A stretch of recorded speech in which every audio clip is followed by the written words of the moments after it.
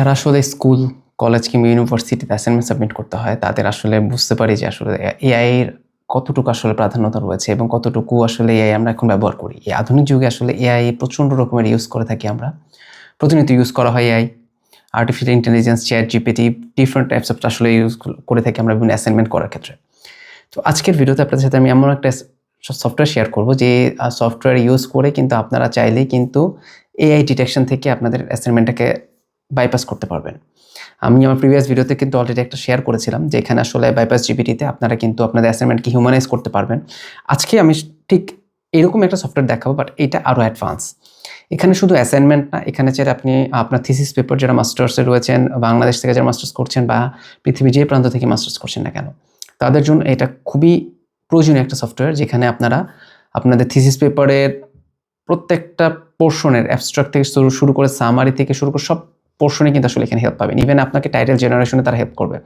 আপনারা যে ড্যাশবোর্ডটা দেখতে পাচ্ছেন EssayGPT, আজকে এই সফটওয়্যারটি নিয়ে কথা বলবো, EssayGPT নিয়ে। এটাতে অনেকগুলো পার্ট রয়েছে, একটা 1 বাই 1 পার্ট করে আসবো এবং প্রত্যেকটা পার্টের আসলে কী কী কাজ রয়েছে সেটা আমি দেখাবো। তো প্রথমে যদি আসি জেনারেটরে, এখানে আপনাকে আসলে এই ড্যাশবোর্ডটাতে আপনাকে একটা টপিক, আপনি যে টপিকটা নিয়ে আসলে কাজ করতে চাচ্ছেন সেই টপিকটা লিখবেন এবং এটার মধ্যে কিন্তু টপিকের কীভাবে আসলে টপিকটাকে চাচ্ছেন, ডেসক্রিপটিভ না নেগেটিভ নাকি কম্পারেটিভ না পারসুয়েটিভ, সবগুলো অপশন কিন্তু এখানে রয়েছে। এবার আপনি কত ওয়ার্ডের মধ্যে চাচ্ছেন সেই ওয়ার্ডের অপশনও কিন্তু রয়েছে, যে আপনার ওয়ার্ড লিমিটের সাথে ম্যাচ করে কিন্তু আপনি এখানে ওয়ার্ড জেনারেট করতে পারবেন। ইভেন এখানে অনেকগুলো ল্যাঙ্গুয়েজ রয়েছে। আপনার যদি আদার্স ল্যাঙ্গুয়েজ যদি আসলে পছন্দ হয়ে থাকে যে আপনি অন্য কোনো ল্যাঙ্গুয়েজে করতে চান, তো সেই ক্ষেত্রে কিন্তু এই ল্যাঙ্গুয়েজে কিন্তু আপনি চুজ করতে পারবেন। এখানে দেখতে পাচ্ছেন অনেকগুলো বাংলা ল্যাঙ্গুয়েজও রয়েছে। তো আমরা আজকে আসলে যে টপিকটা আলোচনা করবো সেটা হচ্ছে একটা আসলে মাইক্রো ফাইন্যান্সিং নিয়ে একটু দেখতে চাই, যেহেতু আমাদের প্রধান উপদেষ্টা আসলে মাইক্রো ফাইন্যান্সিংয়ের উপর নোবেল পেয়েছিলেন। তো মাইক্রো ফাইন্যান্স নিয়ে যদি আমরা ছোট একটা ওয়ার্ডে দেখতে চাই, এবং এটা আনডিটেক্টেবল মোড অবশ্যই অন করে নিতে হবে। যদি আনডিটেক্টেবল মোড অন আমরা না করি সেক্ষেত্রে কিন্তু এটা এআই ডিটেক্ট করে ফেলবে।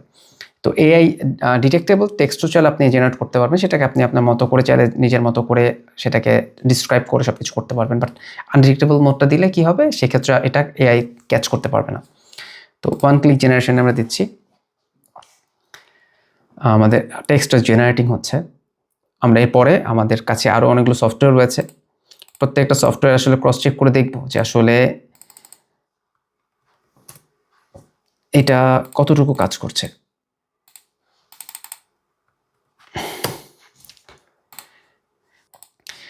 তো আমরা এটাকে কপি পেস্ট করে নিচ্ছি। এবার আমরা এখানে পেস্ট করব এবং একটা একটা করে সবগুলো দিয়ে আমরা চেক করতে থাকি, তাহলে আমাদের সময়টা একটু কম লাগবে। এআই ডিটেকশন স্ক্যানার যাব,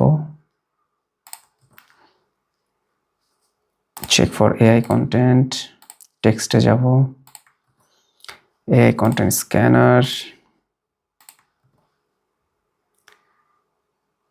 GPT-0,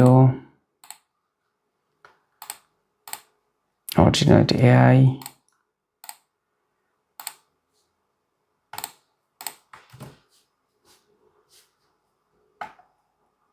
স্ক্যান।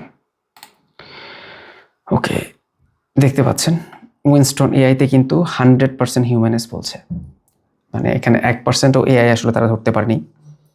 যদি আমরা এখানে চেক করে দেখি সম্পূর্ণটা গ্রিন দেখাচ্ছে, দ্যাট মিনস এখানে সম্পূর্ণটা তারা হিউম্যানাইজ হিসেবে ডিটেক্ট করছে। এখানে দেখতে পাচ্ছেন GPT-0তে কিন্তু বলছে this text is human written 0% AI GPT, that means এখানেও কিন্তু তারা আসলে ধরতে পারেনি। এবার আমরা ব্র্যান্ড ওয়েলে দেখি, passes as human, that means এখানেও কিন্তু আসলে হিউম্যান টেক্সট বলছে। দ্যাট মিনস আপনি যদি কোনো অ্যাসাইনমেন্ট এখান থেকে করেন, সেটা কিন্তু তারা ধরতে পারবে না যে আপনি এআই থেকে করেছেন না কপি পেস্ট করে করেছেন। এআই কন্টেন্ট 0%, দ্যাট মিনস এখানেও কিন্তু তারা আসলে ধরতে পারেনি যে এটা আসলে এআই থেকে নিয়েছেন কিনা। যদি GPT-0তে যাই, সেক্ষেত্রে দেখাচ্ছে এটা হিউম্যানাইজ, দ্যাট মিনস এটা এখানেও দেখাচ্ছে যে আসলে এটাও হিউম্যান কন্টেন্ট। এবার অরিজিনালিটি জিপিটিতে যদি আমরা যাই, দেখা যাচ্ছে 100% কনফিডেন্স যে এটা হিউম্যান কন্টেন্ট। তো এটা থেকে আসলে বোঝা যাচ্ছে EssayGPTটা থেকে আপনি খুব ইজিলি আসলে এআই কন্টেন্ট ক্রিয়েট করো, সেটাকে যে এআই ডিটেকশন যেন না করতে পারে সেই ধরনের টেক্সট রেডি করতে পারবেন। এবার আসি আসলে এটা তার কী ধরনের অপশন রয়েছে। সবচেয়ে ইন্টারেস্টিং যে অপশনটা সেটা দেখাবো। এটা হচ্ছে আপনার, যদি আপনি রাইটারে চলে যান, এখানে আপনার রিসার্চের অনেকগুলো অপশন রয়েছে। এখানে 200 মিলিয়ন রিসার্চ পেপারের অপশন রয়েছে। আপনি যে কোনো রিসার্চ পেপার যদি আপনি দেখতে চান, লাইক মাইক্রো ফাইন্যান্স, আপনি যদি মাইক্রো ফাইন্যান্স দিয়ে সার্চ করেন, এই যে দেখতে পাচ্ছেন এখানে এই মাইক্রো ফাইন্যান্স নিয়ে যত রিসার্চ পেপার হয়েছে এইগুলো কিন্তু সব এখানে চলে আসবে। এখানে কিন্তু আপনি সিটেশন অ্যাড করতে পারবেন। লাইক এখানে যদি প্লাস দিচ্ছেন, এই যে এখানে চলে আসতেছে। আপনি যদি ইউজ করতে চান এজ এ রেফারেন্সও কিন্তু এখানে শো করবে। দ্যাট মিনস এটা খুব ইজি। আপনাকে রেফারেন্সটা কীভাবে রেডি করবে সেটা নিয়েও খুব টেনশন করতে হবে না। এখান থেকে আপনি চাইলে লেখাটা কপি পেস্ট করে দিয়ে, লাইক এখান থেকে শো মোরে দিয়ে এই যে লেখাটা এখান থেকে কপি পেস্ট করে প্লাস দিয়ে জাস্ট আপনি এটা অ্যাড করে ফেলবেন। ইটস খুবই সিম্পল। এরকম প্রচুর রয়েছে। আপনি যে থিসিস পেপারে চান না কেন, যে থিসিস পেপার নিয়ে কাজ করতে চান, এখানে প্রচুর অপশন রয়েছে যেটা আপনার জন্য খুবই কনভিনিয়েন্ট হবে। আই থিঙ্ক যারা আসলে পিএইচডি করছেন বা মাস্টার্স থিসিস করছেন তাদের জন্য এটা খুব ভালো একটা অপশন। এছাড়া স্কলার চ্যাট একটা অপশন রয়েছে। এখানে আপনি আস্ক করতে পারবেন স্কলার চ্যাটকে। আপনি ডিফারেন্ট টাইপস অফ, যেমন লাইক হচ্ছে মাইক্রো ফাইন্যান্স নিয়ে যদি আমি জিজ্ঞেস করতে চাই, তো এইভাবে কিন্তু আপনি তার সাথে চ্যাট করতে পারবেন। আপনি different types of thesis paper, বিভিন্ন টপিক নিয়ে কিন্তু এখানে আপনি স্কলার, এই যে দেখেন এখানে কিন্তু সে মাইক্রো ফাইন্যান্সের যত থিসিস পেপারের অপশন রয়েছে সেগুলো কিন্তু অলরেডি এখানে চলে আসছে, কনক্লুশন সহ। তো এগুলো আপনার জন্য খুবই ইজি হবে যদি আপনি থিসিস পেপার রাইট করতে চান। প্লেগারিজম চেক করার অপশন রয়েছে। আপনি এখানে দিয়ে প্লেগারিজম চেক করতে পারবেন এবং সেটা প্লেগারিজম রিমুভও করে ফেলতে পারবেন। যে প্লেগারিজম যদি আপনি রিমুভ করতে চান সেই অপশনটা রয়েছে। এবং আরও টুলস কিছু রয়েছে যেখানে আপনার ইজি আউটলাইন জেনারেটর রয়েছে, এসে আউটলাইন জেনারেটর, এসে রিরাইট করতে পারবেন, টপিক জেনারেট করতে পারবেন। যে কোনো টপিক আপনি হয়তো কাজ করতে যাচ্ছেন, লাইক আপনি একটা মাইক্রো ফাইন্যান্সিং একটা থিসিস করবেন, আপনি শুধু মাইক্রো ফাইন্যান্সিং জানেন, তারপরে কী ধরনের টপিক আসতে পারে সেটা আপনি এখান থেকে জেনারেট করে নিতে পারবেন। এরকম প্রচুর অপশন রয়েছে। এসে চেকার রয়েছে, থিসিস স্টেটমেন্ট জেনারেটর রয়েছে, রিসার্চ টাইটেল জেনারেটর রয়েছে, অ্যাবস্ট্রাক্ট জেনারেটর রয়েছে। তো এইভাবে কিন্তু আসলে আমাদের কাজগুলো দিন দিন প্রতিনিয়ত আসলে সহজ হয়ে যাচ্ছে এআই প্রযুক্তির কারণে। তো আপনারা এই সফটওয়্যারটা চেক করে দেখতে পারেন। এখানে আমরা যদি এটা আসলে ক্রস চেক করে দেখি, আমার মনে হয় এটা আসলে খুবই ইজি এবং খুবই হেল্পফুল একটা সফটওয়্যার, যেটা আসলে আমার মনে হয় খুবই দরকার যারা স্টুডেন্ট তাদের জন্য। আসলে এখানে একটা অপশন রয়েছে যেটা হচ্ছে রিসেন্ট কন্টেন্ট, যেখানে আসলে আপনি রিসেন্ট যে কন্টেন্টগুলো নিয়ে আপনি কাজ করেছেন বা আদার্স অন্যরা যেসব কন্টেন্টগুলো নিয়ে কাজ করে সেই কন্টেন্টগুলো এখানে পাওয়া যাবে। আপনি এখান থেকেও চাইলে বিভিন্ন টপিক যদি আপনি চুজ করতে চান সেই টপিকগুলো নিয়েও কাজ করতে পারবেন। তো আমার আজকের ভিডিওটা আসলে যারা স্টুডেন্ট রয়েছেন, দেশের স্কুল, কলেজ, ইউনিভার্সিটি বা উচ্চশিক্ষার জন্য বিদেশে রয়েছেন, কাজের জন্য অ্যাসাইনমেন্ট করতে পারছেন না, তাদের জন্য এটা খুবই হেল্পফুল একটা সফটওয়্যার।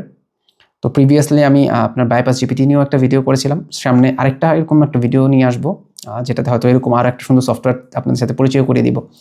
আসলে হায়ার স্টাডিজের ইনফরমেশন দেওয়ার সাথে সাথে আমার মনে হয় যে এই ধরনের ইনফরমেশন আপনাদের জানা উচিত, কারণ এইগুলো আসলে আমাদের স্টাডির ক্ষেত্রে খুবই হেল্পফুল, যেন আমরা আসলে এআইটাকে পারফেক্টলি ইউজ করতে পারি।